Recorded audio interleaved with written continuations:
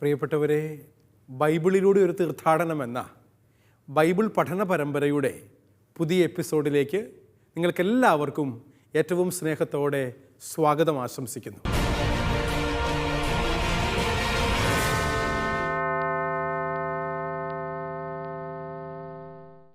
കഴിഞ്ഞ ഏതാനും ചില എപ്പിസോഡുകളിൽ യോഹന്നാൻ്റെ സുവിശേഷം 14-ാം അധ്യായമാണ് നമ്മൾ പഠിച്ചുകൊണ്ടിരിക്കുന്നത്. 14-ാം അധ്യായത്തിൻ്റെ ആദ്യത്തെ 10 വാക്യങ്ങൾ നമ്മൾ പഠിച്ചുകൊണ്ടിരിക്കുകയായിരുന്നു. യേശുവാണ് വഴിയെന്ന് അസന്നിഗ്ധമായി അവൻ പ്രഖ്യാപനം ചെയ്തു. വഴിയാണ് സത്യമെന്നും അതിലൂടെ ജീവനുണ്ടായി എന്നും നമ്മളെ ഓർമ്മപ്പെടുത്തി. അതൊരു തോമാസ് ശ്ലീഹായുടെ വാക്കുകളാണ് കാരണമായി തീർന്നത് എന്നും നമ്മൾ മനസ്സിലാക്കി. അതിനുശേഷം പീലിപ്പോസുമായുള്ള സംഭാഷണവും നമ്മൾ കണ്ടു. അതിനെ തുടർന്ന് പിതാവും പുത്രനും തമ്മിലുള്ള ഗാഢമായ പിതൃപുത്ര ബന്ധത്തെക്കുറിച്ചാണ് അവൻ ആ വാക്യങ്ങളിലൂടെ നമ്മെ ഓർമ്മപ്പെടുത്തിയത്. അതിനെ തുടർന്നുള്ള വാക്യങ്ങളാണ് ഈ എപ്പിസോഡിൽ നമ്മൾ പഠിക്കാൻ പോകുന്നത്.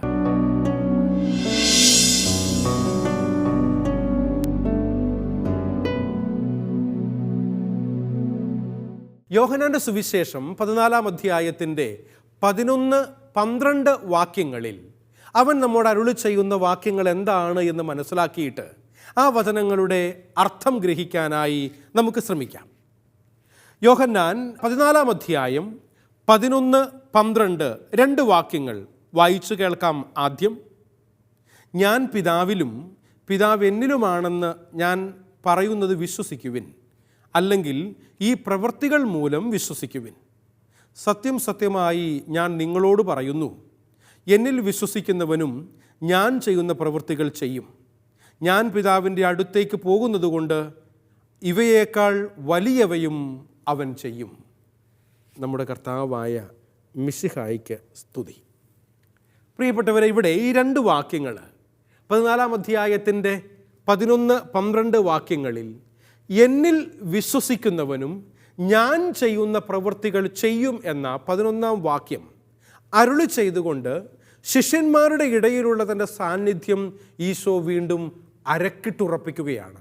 എന്ന് പറഞ്ഞാൽ, എന്നിൽ വിശ്വസിക്കുന്ന ഏവനും ഞാൻ ചെയ്യുന്ന പ്രവൃത്തികൾ ചെയ്യാൻ പറ്റും.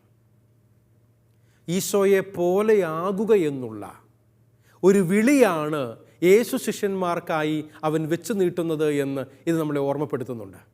അതുകൊണ്ട് തന്നെയും ശിഷ്യനാകാൻ വിളിക്കപ്പെട്ടവൻ ഗുരുവിനെ പോലെയാകാൻ വിളിക്കപ്പെട്ടവനാണ്.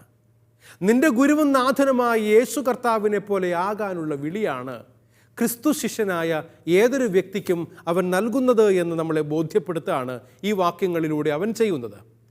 ഈശോയുടെ സാന്നിധ്യം ഉള്ളതുകൊണ്ടാണ് അവിടുന്ന് ചെയ്യുന്ന പ്രവൃത്തികൾ ചെയ്യാൻ ശിഷ്യന്മാർക്ക് സാധിക്കുന്നത് എന്ന് നമുക്ക് മനസ്സിലാക്കാൻ വേണ്ടി പറ്റും. എന്ന് പറഞ്ഞ അർത്ഥം എന്താണ്? ഈശോയുടെ സാന്നിധ്യമുള്ളവരായി ജീവിക്കുക എന്നുള്ളതാണ്. യേശു സാന്നിധ്യത്തിൽ ജീവിക്കുന്നവരാകുക. ദൈവ സാന്നിധ്യ സ്മരണ എന്നൊക്കെ പറയാറുണ്ട്. സെമിനാരികളിലായിരുന്നപ്പോൾ, മൈനർ സെമിനാരിൽ പ്രത്യേകിച്ചും, അരമണിക്കൂർ കൂടുമ്പോൾ ഒരു ബെല്ല് റിങ് ചെയ്യാറുണ്ട്. ആ ബെല്ലടിക്കുന്നത് ദൈവ സാന്നിധ്യ സ്മരണയ്ക്ക് വേണ്ടിയുള്ള ബെല്ലാണ്.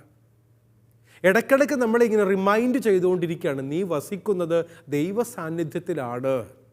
മണിയടിക്കുന്ന സ്വരം കേൾക്കുമ്പോൾ നീ പെട്ടെന്ന് ഓർക്കേണ്ടത് നീ ദൈവ സാന്നിധ്യത്തിൽ വസിക്കുന്നു എന്നുള്ളതാണ്. അത് നമ്മുടെ ജീവിതത്തിൽ താളമായി മാറുകയാണ്. പിന്നീട് ക്രമാനുഗതമായി പരിശീലനം സിദ്ധിച്ച ഏതൊരു വ്യക്തിയും ദൈവ സാന്നിധ്യത്തിലാണ് ഞാൻ ജീവിക്കുന്നത് എന്നുള്ള ബോധ്യത്തിലേക്ക് വളർന്നു വരുന്നു ഇപ്രകാരമുള്ള ചില ക്രമീകരണങ്ങളിലൂടെ എന്നതാണ് നമ്മളെ ഓർമ്മപ്പെടുത്തുന്ന കാര്യം.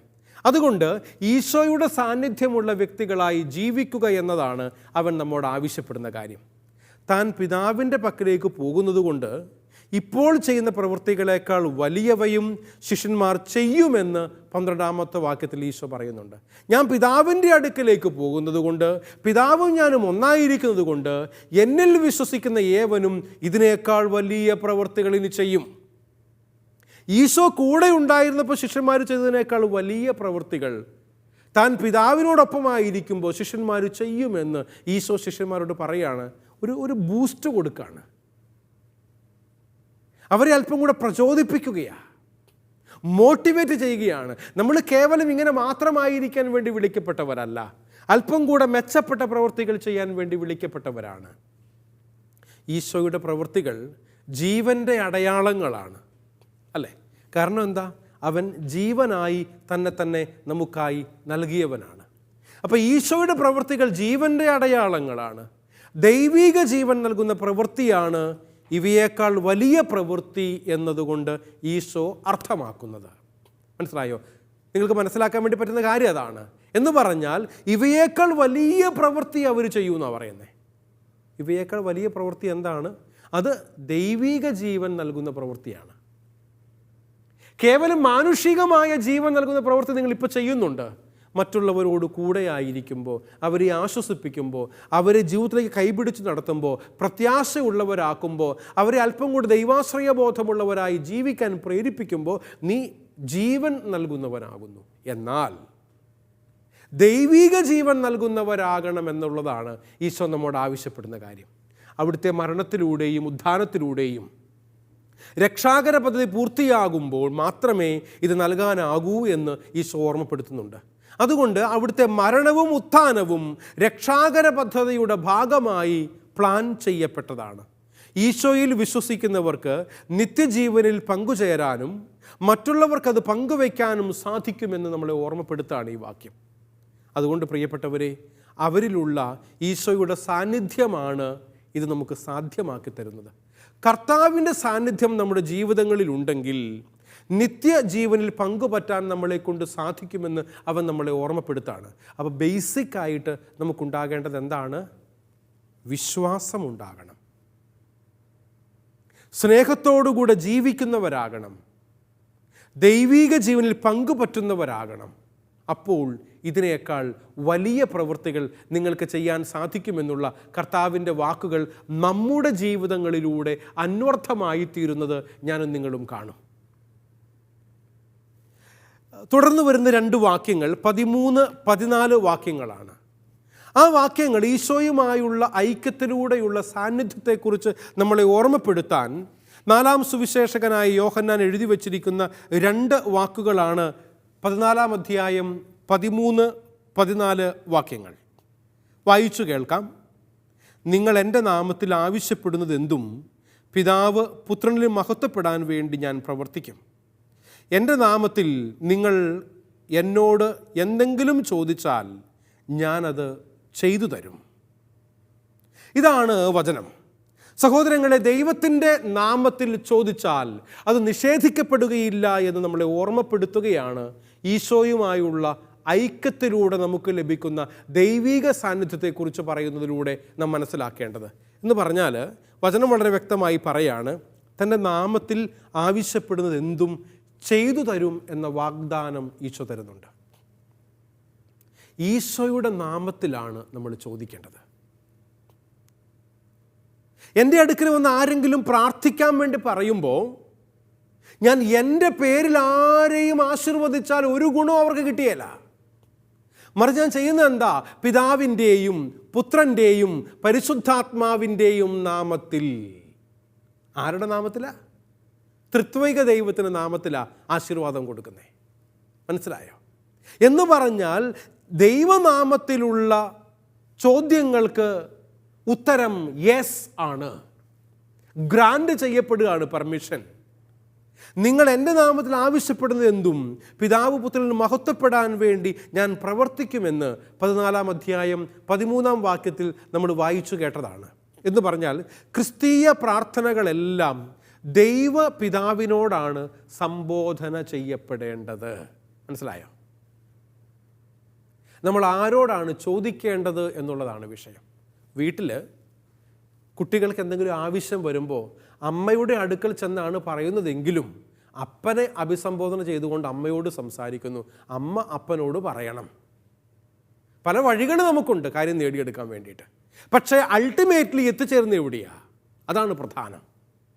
അതുകൊണ്ട് പല മാർഗങ്ങളിലൂടെ ലക്ഷ്യത്തിലേക്ക് എത്തിച്ചേരാൻ വേണ്ടി പരിശ്രമിക്കുകയാണ്. അവിടെ വചനം പറയാണ്, ക്രിസ്തീയ പ്രാർത്ഥനകളെല്ലാം ദൈവപിതാവിനെയാണ് അഭിസംബോധന ചെയ്യേണ്ടത് എന്ന് പറയുമ്പോൾ ഒരു ഉദാഹരണം ഞാൻ കാണിച്ചു തരാം. യോഹന്നാന്റെ സുവിശേഷം 4-ാം അധ്യായത്തിൻ്റെ 23-ാമത്തെ വാക്യത്തിൽ മനോഹരമായ ഒരു ഉദാഹരണം കിടപ്പുണ്ട്. യോഹന്നാൻ 4-ാം അധ്യായം 23 തിരുവചനം.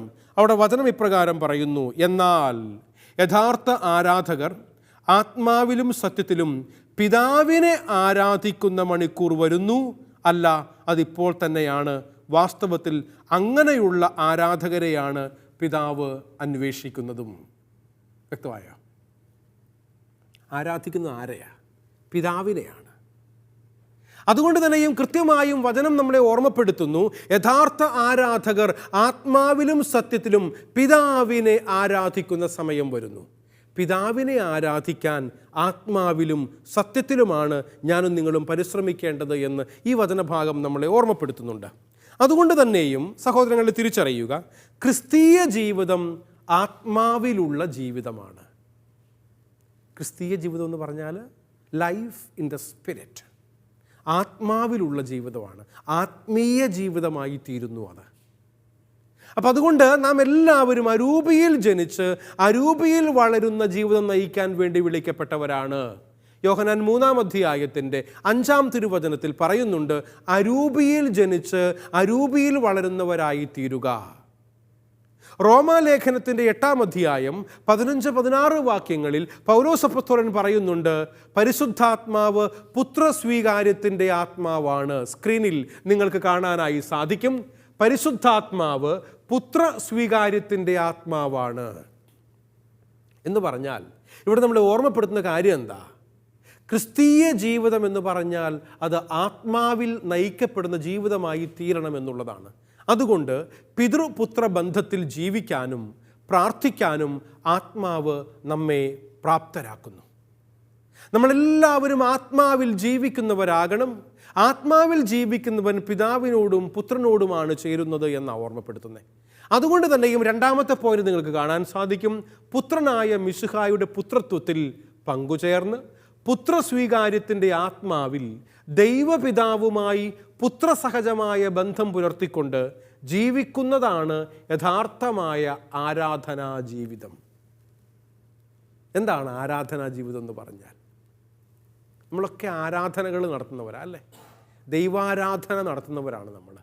എന്ന് പറഞ്ഞാൽ പിതാവിൻ്റെ മുൻപിൽ ഒരു പുത്രനെ പോലെ ഒരു പുത്രിയെ പോലെ ബന്ധത്തിലായിരിക്കാൻ പിതാവിങ്കലേക്ക് കണ്ണും നട്ടിരിക്കുന്ന വ്യക്തിയായി ജീവിക്കുക എന്നുള്ളതാണ് യഥാർത്ഥമായ ആരാധനാ ജീവിതം എന്ന് പറയുന്നത് കൊണ്ട് അർത്ഥമാക്കുന്നത്. ഇങ്ങനെയുള്ള ജീവിതത്തിൻ്റെ പ്രകാശനമാണ് പ്രാർത്ഥന എന്ന് പറയുന്നത്. എന്താണ് പ്രാർത്ഥന എന്ന് ചോദിച്ചാൽ, ദൈവപിതാവുമായി പുത്രൻ എപ്രകാരമാണോ ബന്ധത്തിലായിരിക്കുന്നത്, പിതൃപുത്ര ബന്ധത്തിൽ എങ്ങനെയാണോ പരിശുദ്ധാത്മാവ് ഉൾച്ചേർന്നിരിക്കുന്നത്, ഈ മനോവികാരത്തോടുകൂടെ ദൈവത്തെ വിളിച്ച് ഞാനും നിങ്ങളും നടത്തുന്ന അപേക്ഷകളെയാണ് പ്രാർത്ഥന എന്ന് പറയുന്നത്. ഇങ്ങനെ ഈശോയുമായുള്ള ഐക്യത്തിൽ പ്രാർത്ഥിക്കുന്നതിനെയാണ് ഈശോയുടെ നാമത്തിൽ പ്രാർത്ഥിക്കുക എന്നതുകൊണ്ട് അർത്ഥമാക്കുന്നത്. ഈശോയുടെ നാമത്തിൽ ദൈവ ഐക്യത്തിൽ പ്രാർത്ഥിക്കുന്നവരാകാൻ വേണ്ടിയിട്ടുള്ള വിളിയാണ് അവൻ നമുക്കായി നൽകിയിരിക്കുന്നത്. ഈശോയുടെ നാമത്തിൽ പ്രാർത്ഥിക്കുന്നതിൻ്റെ ഫലദായകത്തെപ്പറ്റി ഇവിടെ പറയുന്നത് സമാന്തരമായ ഒരു പ്രസ്താവന വിശുദ്ധ യോഹന്നാൻ്റെ സുവിശേഷം 15-ാം അധ്യായത്തിൽ നമ്മൾ കാണുന്നുണ്ട്. 15-ാം അധ്യായത്തിൻ്റെ 7-ാമത്തെ വാക്യത്തിൽ ആ വചനം ഞാൻ സ്ക്രീനിൽ എഴുതിയിട്ടുണ്ട് നിങ്ങൾക്ക് വേണ്ടിയിട്ട്. 15-ാം അധ്യായം 7-ാം തിരുവചനം. വചനം ഇങ്ങനെയാണ്: നിങ്ങൾ എന്നിൽ വസിക്കുകയും എൻ്റെ വാക്കുകൾ നിങ്ങളിൽ നിലനിൽക്കുകയും ചെയ്യുന്നെങ്കിൽ ഇഷ്ടമുള്ളത് ചോദിച്ചുകൊള്ളുക, നിങ്ങൾക്ക് ലഭിക്കും. വചനം വളരെ കാറ്റഗോറിക്കലാണ് കേട്ടോ. കൃത്യതയോടുകൂടിയാണ് വചനം പറയുന്നത്. യേശുവിൻ്റെ വചനം നമ്മളെ ഓർമ്മപ്പെടുന്ന കാര്യം, നിങ്ങൾ എന്നിൽ വസിക്കുകയും എൻ്റെ വാക്കുകൾ നിങ്ങളിൽ നിലനിൽക്കുകയും ചെയ്യുന്നെങ്കിൽ ഇഷ്ടമുള്ളത് ചോദിക്കുക. എപ്പോഴാണ് നമുക്ക് ചോദിക്കാനുള്ള അവകാശം ലഭിക്കുന്നത്?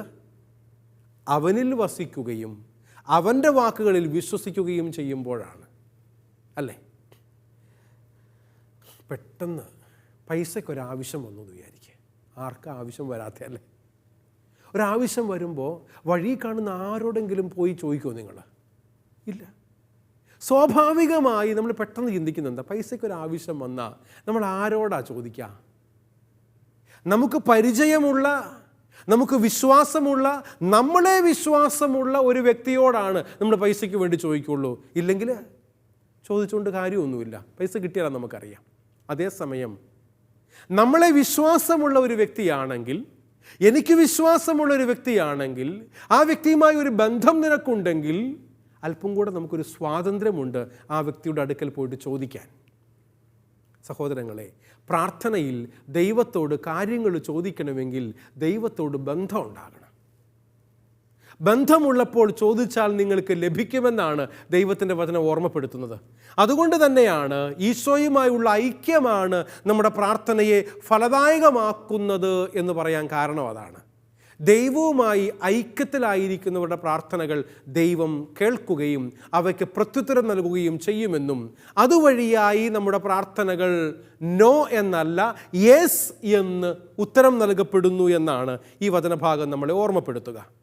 ഈശോയുടെ പുത്രത്വത്തിൽ പങ്കുചേർന്നുകൊണ്ട് ദൈവത്തിൻ്റെ യഥാർത്ഥ പുത്രനും പുത്രിയുമായി ജീവിക്കുകയും പ്രാർത്ഥിക്കുകയും ചെയ്യുമ്പോഴാണ് നാം ഈശോയുമായുള്ള ഐക്യത്തിൽ പ്രാർത്ഥിക്കുന്നതും നമ്മുടെ പ്രാർത്ഥനകൾ ഫലദായകമാകുന്നതുമെന്ന് ആവർത്തിച്ച് ഓർമ്മപ്പെടുത്തട്ടെ.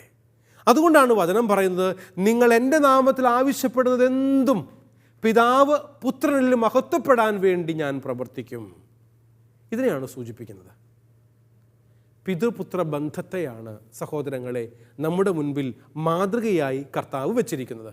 അതുകൊണ്ട് തന്നെ ഈ മാതൃക സ്വീകരിച്ചുകൊണ്ടാകണം ഞാനും നിങ്ങളുമൊക്കെ ദൈവ തിരുസന്നിധിയിൽ പ്രാർത്ഥനകൾ, അർത്ഥനകൾ നടത്തേണ്ടത്, ആവശ്യങ്ങൾ പറയേണ്ടത്.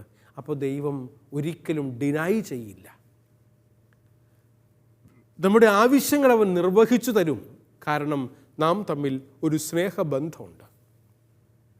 ബന്ധത്തിലായിരിക്കുമ്പോൾ അവർക്കൊന്നും ഡിനൈ ചെയ്യാൻ നമ്മളെ കൊണ്ട് പറ്റിയല്ല. നമ്മൾ ഒത്തിരി സ്നേഹമുള്ള ഒരാൾ അല്പം ബുദ്ധിമുട്ടുള്ള കാര്യമാണെങ്കിൽ പോലും വന്ന് ചോദിച്ചാൽ നമ്മൾ ചെയ്തു കൊടുക്കും. കാരണം എന്താ? ആ വ്യക്തിയുടെ സ്നേഹം മുറിപ്പെടാൻ, സ്നേഹം നഷ്ടപ്പെടാൻ, ബന്ധത്തിൽ ഉലച്ചിലുണ്ടാകാൻ ഞാൻ ആഗ്രഹിക്കുന്നില്ല എന്ന കാരണത്താലാണ്. ഇപ്രകാരം നമ്മുടെ ബന്ധങ്ങളെ ഊഷ്മളമായി വളർത്തിക്കൊണ്ടു പോവുക എന്നുള്ളത് വളരെ പ്രധാനപ്പെട്ട കാര്യവുമാണ് കേട്ടോ. ഇനി നമ്മൾ യോഹന്നാന്റെ സുവിശേഷം 14-ാം അധ്യായത്തിൻ്റെ 15 മുതൽ 17 വരെയുള്ള വാക്യങ്ങൾ പഠിക്കാൻ പോവുകയാണ്. സഹായകനായ പരിശുദ്ധാത്മാവിനെ കുറിച്ചാണ്. യേശുവാണ് വഴി എന്നുള്ള 1-ാം ഭാഗം കഴിഞ്ഞ് 14-ാം അധ്യായത്തിൻ്റെ 2-ാം ഭാഗമായ സഹായകനായ പരിശുദ്ധാത്മാവിനെ വെളിപ്പെടുത്തുന്ന വചനഭാഗമാണ് 15 മുതലുള്ള വാക്യങ്ങൾ. അതിൽ ആദ്യത്തെ 3 വാക്യങ്ങൾ 15, 16, 17 നമ്മളിപ്പോൾ വായിച്ച് കേൾക്കുന്നു. നിങ്ങൾ എന്നെ സ്നേഹിക്കുന്നെങ്കിൽ എൻ്റെ കൽപ്പനകൾ പാലിക്കും. ഞാൻ പിതാവിനോട് അപേക്ഷിക്കുകയും എന്നേക്കും നിങ്ങളോടുകൂടെ ആയിരിക്കാൻ മറ്റൊരു സഹായകനെ അവിടുന്ന് നിങ്ങൾക്ക് തരുകയും ചെയ്യും. ഈ സത്യത്തിൻ്റെ ആത്മാവിനെ സ്വീകരിക്കാൻ ലോകത്തിന് സാധിക്കുകയില്ല. കാരണം അത് അവനെ കാണുകയോ അറിയുകയോ ചെയ്യുന്നില്ല. എന്നാൽ നിങ്ങൾ അവനെ അറിയുന്നു. കാരണം അവൻ നിങ്ങളോടൊത്ത് വസിക്കുന്നു, നിങ്ങളിൽ ആയിരിക്കുകയും ചെയ്യും. നമ്മുടെ കർത്താവായ മിശിഹായിക്ക് സ്തുതി. പരിശുദ്ധാത്മാവിനെ വാഗ്ദാനം ചെയ്തുകൊണ്ട് കർത്താവ് നൽകുന്ന വാക്കുകളാണ് 15 മുതലുള്ള വാക്യങ്ങളിൽ സഹായകനായ പരിശുദ്ധാത്മാവിനെ കുറിച്ച് നമ്മളെ ബോധ്യപ്പെടുത്തുന്നത്. ഈശോ പറഞ്ഞ വാക്കുകൾ ശ്രദ്ധിക്കണം കേട്ടോ. ഞാൻ പിതാവിനോട് അപേക്ഷിക്കുകയും എന്നേക്കും നിങ്ങളോട് കൂടെയായിരിക്കാൻ മറ്റൊരു സഹായകനെ അവിടുന്ന് നിങ്ങൾക്ക് തരികയും ചെയ്യും. ഇതാണ് 16-ാമത്തെ വാക്യം. സഹായകൻ എന്ന വാക്കാണ് ഈശോ അവിടെ ഉപയോഗിച്ചിരിക്കുന്നത്. ചിലപ്പം നമ്മൾ ശ്രദ്ധിച്ച് മനസ്സിലാക്കേണ്ട ഒരു വാക്കാണേ. സഹായകൻ എന്ന വാക്ക് സ്ക്രീനിൽ നിങ്ങൾക്ക് കാണാനായിട്ട് സാധിക്കും. സഹായകൻ എന്ന വാക്കിൻ്റെ ഗ്രീക്ക് പദം പാരക്ലേത്തോസ് എന്നാണ്. പാരക്ലേത്തോസ്. പാരക്ലേത്തോസ് എന്ന ഈ ഗ്രീക്ക് വാക്ക് പാരക്ലീറ്റ് എന്ന് നമ്മൾ ഇംഗ്ലീഷിലേക്ക് ട്രാൻസ്ലേറ്റ് ചെയ്തിട്ടുണ്ട്. സഹായകൻ, ആശ്വാസദായകൻ എന്നൊക്കെ നമ്മൾ വിളിക്കാറുണ്ട്. എന്നാൽ സുറിയാനി പദമനുസരിച്ച് പാരക്ലേത്ത എന്ന മറ്റൊരു വാക്ക് ഉപയോഗിക്കപ്പെട്ടിട്ടുണ്ട് സുറിയാനി ബൈബിളിൽ. പാരക്ലേത്തോസ് എന്ന ഗ്രീക്ക് വാക്കിനെ സുറിയാനി ഭാഷയിൽ പാരക്ലേത്ത എന്ന വാക്കുവഴിയായി ഉപയോഗിച്ചിരിക്കുന്നു. രണ്ടും ഒരേ അർത്ഥമാണ്. ഇംഗ്ലീഷിലേക്ക് വരുമ്പോൾ പാരക്ലീറ്റ് എന്ന വാക്കാണ് അതിൻ്റെ മലയാളം ട്രാൻസ്ലേഷൻ എന്ന് പറയുന്നത്. സഹായകൻ എന്നോ ആശ്വാസദായകൻ എന്നോ നമുക്ക് എഴുതാനായിട്ട് സാധിക്കും. ഇപ്രകാരം ഒരു ആശ്വാസദായകനെയാണ് പരിശുദ്ധാത്മാവിലൂടെ പുത്രനായ യേശു കർത്താവ് നമുക്കായി നൽകുന്നത്. ഇത് പരിശുദ്ധാത്മാവാണ് ഈ സഹായകൻ. ഇവിടെ യോഹന്നാൻ്റെ സുവിശേഷത്തിൻ്റെ ആരംഭഘട്ടത്തിൽ ഞാൻ നിങ്ങളോട് പറഞ്ഞിരുന്നു, യോഹന്നാൻ്റെ ഒരു യുണീക്ക് കോൺട്രിബ്യൂഷൻ ബൈബിൾ വിജ്ഞാനീയത്തിൽ നൽകപ്പെട്ടിരിക്കുന്നത് യോഹന്നാൻ 14, 15, 16 അധ്യായങ്ങളിലെ പാരക്ലീറ്റ് അഥവാ പാരക്ലേത്തോസ് എന്ന ഗ്രീക്ക് വാക്ക് അവൻ ഉപയോഗിച്ചുകൊണ്ട് പരിശുദ്ധാത്മാവിനെ നമുക്കായി നൽകിയപ്പോഴാണ്. സാധാരണ ഗതിയിൽ സുവിശേഷകന്മാരെല്ലാവരും തന്നെയും ബൈബിളിൽ മുഴുവനായും നമ്മൾ കാണുന്നത് പരിശുദ്ധാത്മാവിനെ കാണിക്കാൻ ഉപയോഗിക്കുന്ന ഗ്രീക്ക് വാക്ക് പ്നേഊമ എന്ന വാക്കാണ്. പ്നേഊമ. യോഹന്നാനും 13-ാം അധ്യായം വരെ പ്നേഊമ എന്ന വാക്ക് ഉപയോഗിക്കുന്നുണ്ട്. എന്നാൽ 3 അധ്യായങ്ങളിൽ 14, 15, 16 അധ്യായങ്ങളിൽ അവൻ മറ്റൊരു വാക്ക് ഇൻട്രൊഡ്യൂസ് ചെയ്യുകയാണ്. അതാണ് പാരക്ലേത്തോസ് എന്ന വാക്ക്. ഈ പാരക്ലേത്തോസ് എന്ന വാക്ക് നമുക്ക് നൽകുന്നതിലൂടെ യോഹന്നാൻ സുവിശേഷകൻ സഹായകനായി പരിശുദ്ധാത്മാവിനെ ഇൻട്രൊഡ്യൂസ് ചെയ്യുകയാണ്. പരിശുദ്ധാത്മാവ് സഹായകൻ കൂടിയാണ് എന്ന് നമ്മളെ ഓർമ്മപ്പെടുത്തുകയാണ്. ഈശോ തൻ്റെ ഉത്ഥാനത്തിനു ശേഷം ശിഷ്യന്മാർക്ക് നൽകാനിരിക്കുന്ന പരിശുദ്ധാത്മാവിനെ കുറിച്ചാണ് ഇവിടെ പരാമർശം. തൻ്റെ ഉത്ഥാനത്തിനു ശേഷം ഉത്ഥാനം ചെയ്ത് കർത്താവ് സ്വർഗാരോഹണം ചെയ്യുമ്പോൾ ശിഷ്യന്മാർക്കും വിശ്വസിക്കുന്നവർക്കും നൽകുന്ന പരിശുദ്ധാത്മാവിനെയാണ് ഇവിടെ വിവക്ഷിക്കപ്പെടുന്നത്. ഇത് തന്നോട് കൂടെയായിരുന്നവരും പരിശുദ്ധാത്മാവിൻ്റെ പ്രവർത്തനം കണ്ട് വിശ്വസിച്ചവരുമായ ശിഷ്യന്മാർക്ക് മാത്രം നൽകപ്പെടുന്ന ഒരു പരിശുദ്ധാത്മ പ്രവർത്തന സാന്നിധ്യമാണ് എന്ന് നമുക്ക് മനസ്സിലാക്കാൻ സാധിക്കും. എന്ന് പറഞ്ഞാൽ പരിശുദ്ധാത്മാവ് നൽകുന്നത് അവനിലുള്ള വിശ്വാസം വർദ്ധിക്കുന്നതിന് വേണ്ടിയിട്ട്, തൻ്റെ പരിശുദ്ധാത്മ പ്രവർത്തനങ്ങൾ കണ്ട് മനസ്സിലാക്കിയവർക്ക് അതിൽ തുടരാൻ വേണ്ടിയിട്ടാണ് ഈ പരിശുദ്ധാത്മ പ്രവർത്തന സാന്നിധ്യമായി അവൻ നമുക്ക് നൽകുന്നത്. ഈ സത്യാത്മാവിനെ സ്വീകരിക്കാൻ ലോകത്തിന് സാധിക്കുകയില്ല. 17-ാമത്തെ വാക്യം പറയുകയാണ്, ഈ സത്യാത്മാവിനെ സ്വീകരിക്കാൻ ലോകത്തിന് സാധിക്കുകയില്ല. അതിന് കാരണം എന്താണെന്ന് വെളിപ്പെടുത്തുന്നുണ്ട് തുടർന്നുള്ള വാക്യത്തിൽ. അത് അവനെ കാണുകയോ അറിയുകയോ ചെയ്യുന്നില്ല. ദൈവത്തിൻ്റെ പരിശുദ്ധാത്മാവായ സഹായകനായ പാരക്ലേത്തോസ് സ്വീകരിക്കാൻ നമുക്ക് സാധിക്കുന്നത് അവനെ കാണുകയും അവനെ അറിയുകയും ചെയ്യുന്നത് വഴിയാണ്. എന്നാൽ നിങ്ങൾ അവനെ അറിയുന്നു, കാരണം അവൻ നിങ്ങളോടൊത്ത് വസിക്കുന്നു, നിങ്ങളിലായിരിക്കുകയും ചെയ്യുന്നു എന്ന 17-ാം വാക്യം നമ്മളെ ഓർമ്മപ്പെടുത്തുന്നത് ഇതുതന്നെയാണ്.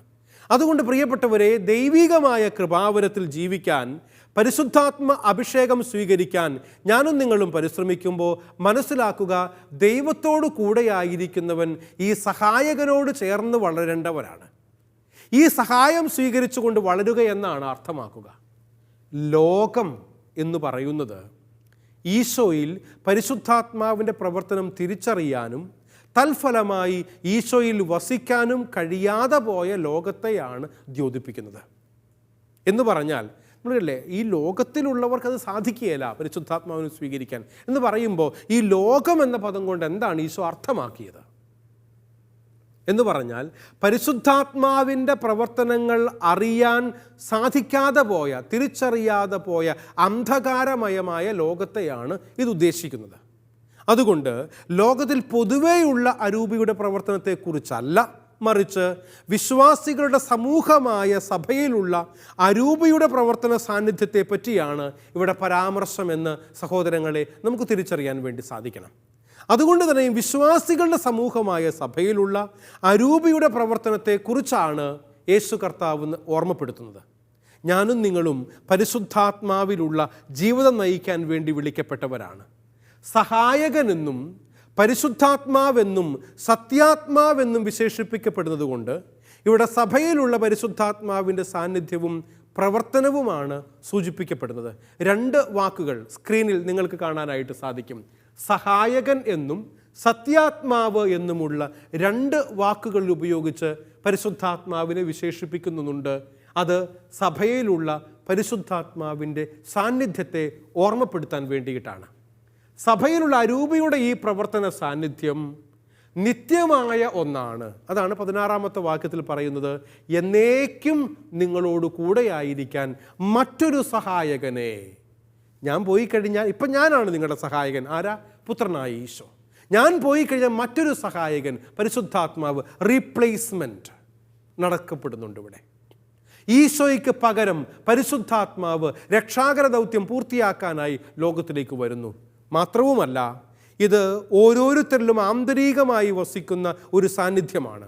അതാണ് 17-ാം വചനം പറയുന്നത്, നിങ്ങളിലായിരിക്കുകയും ചെയ്യും. ആന്തരികമായ ആത്മീയ സാന്നിധ്യം വിശ്വാസികളുടെ സമൂഹമായ സഭയെ സത്യവിശ്വാസത്തിൽ നിന്നും വ്യതിചലിക്കാതെ ലോകാവസാനം വരെ കാത്തു സൂക്ഷിക്കുന്ന ഒരു പ്രവർത്തനമാണ് സഹായകൻ എന്ന നിലയിൽ പരിശുദ്ധാത്മാവ് ചെയ്യുന്നത് എന്ന് നമുക്ക് മനസ്സിലാക്കാൻ വേണ്ടി പറ്റും. അപ്പം ലോകാവസാനം വരെ നമ്മെ എല്ലാവരെയും ദൈവത്തോട് ചേർത്ത് നിർത്താൻ വേണ്ടിയിട്ടുള്ള പരിശ്രമത്തിൻ്റെ ഭാഗമായിട്ടാണ് അവൻ നമുക്ക് ദൈവികമായ കൃപാവരം വാഗ്ദാനം ചെയ്യുന്നത് എന്ന് മനസ്സിലാക്കാൻ നമുക്ക് സാധിക്കും.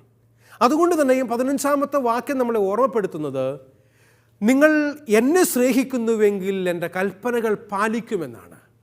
ദൈവികമായ ജീവൻ സിദ്ധിക്കാൻ ഞാനും നിങ്ങളും അവനിൽ വസിക്കേണ്ടിയിരിക്കുന്നു, അവൻ്റെ കൽപ്പനകൾ പാലിക്കേണ്ടിയിരിക്കുന്നു. സഹോദരങ്ങളെ, ഈ ദൈവികമായ കൃപാവരം സിദ്ധിക്കാൻ ഞാനും നിങ്ങളും പരിശ്രമിക്കുന്നവരാകുമ്പോൾ സഹായകനായ പരിശുദ്ധാത്മാവ് നമ്മളിൽ വസിക്കും. പരിശുദ്ധാത്മ സാന്നിധ്യമുള്ള ആത്മീയ ജീവിതം നയിക്കാൻ ഏവർക്കും സാധിക്കട്ടെ എന്ന ആശംസയോടെ ഈ എപ്പിസോഡ് നമ്മൾ അവസാനിപ്പിക്കുന്നു. പരിശുദ്ധാത്മാവിൻ്റെ കൃപ നാം എല്ലാവരോടും കൂടെ ഉണ്ടാകുമാറാകട്ടെ.